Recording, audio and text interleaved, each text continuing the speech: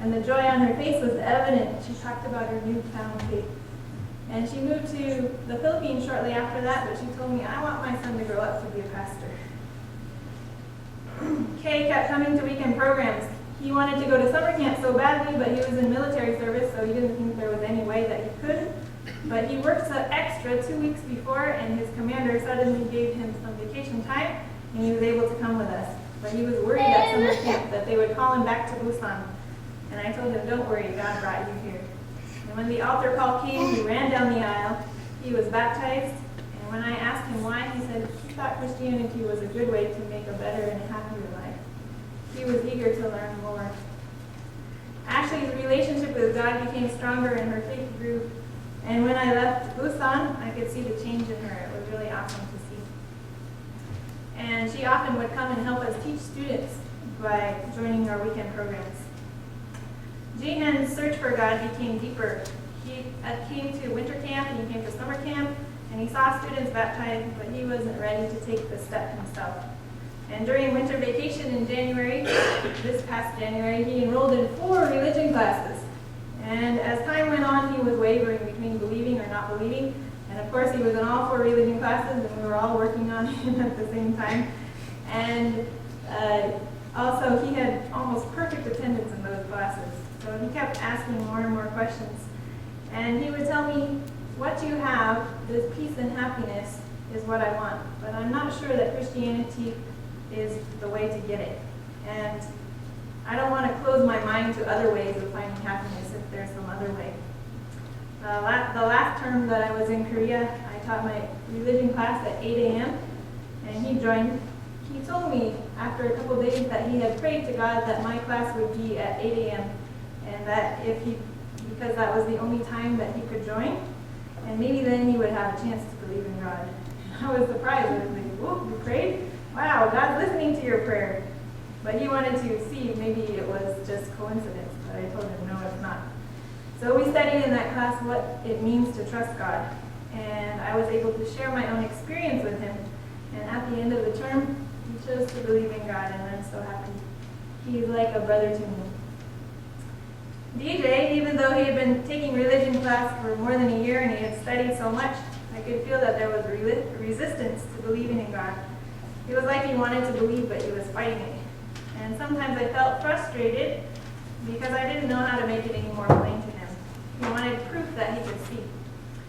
And one time I was frustrated and I cut all the mission stories out of the Sabbath school lesson and I gave it to him. I said, here, read these. There's some proof in here that God works in miraculous ways. I told him, DJ, I know that God is real. I have seen evidence in my life to help me believe that. God is God. He made us. He doesn't have to prove himself to us. And he sent his own son to this world. He was right there in front of them, and they didn't even believe in him. They always wanted more proof.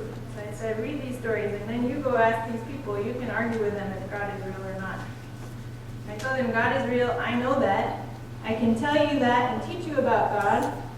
But if you want to know God, you have to search for him yourself. It can't be only what I say. You have to want it for yourself. The Bible says that we will find God if we search with all our hearts. If we look for sincerely for him, he will reveal himself to us. And as we choose to believe in him, he will give us the evidence that we need. After that, I saw a change in DJ. He stopped fighting. He began opening his heart to God. And he studied more and more. We studied about Jesus together. He started taking Bible studies with a junior pastor, Pastor John. But unfortunately, Pastor John had to move to Seoul before they were finished. But now DJ believes in God. And I'm so happy to see that also. I asked him before I left, why? Why do you believe in God now? What made the difference? And he told me, I have seen many things in this past year. What he saw and the way that we lived made more difference to him than the things that we said or all the arguments that we tried to make. And that's important to remember that people watch how you live more than what you say. Jihan told me, actually now I believe in God, but it's hard for me to feel that God is close to me. But when you talk about God and when I see your face, then I can believe that he is real. I said, wow, what do you say to that?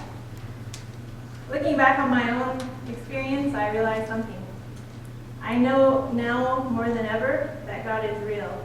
In my lowest time, in my darkest hour, in my struggle to believe, I felt my need for God more than ever I have ever before. And it forced me to pray more and more earnestly than I've ever before. And because of that, God was closer to me than he'd ever been before.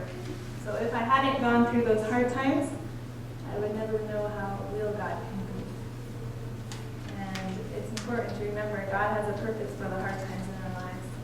I learned so much in Korea. I could tell you many, many, many things and keep you here all day. I learned how to love people that you don't understand. I learned how to accept people as they are. I learned that troubles get bigger when you focus on them, but they disappear when you stop feeling sorry for yourself and exercise trust in God. I was only planning to be there for 1 year, but I extended my contract 2 times, 4 months each time. And the second time I extended my contract, I was struggling to know if I should really stay or not. And I had extended the first time with some high hopes of making a difference, but there were issues and I felt weary. So even though many people were begging me, please stay here longer, I wasn't sure if I wanted to do it again. I prayed, God, is this really you talking to me? Do you really want me here? Do you really care?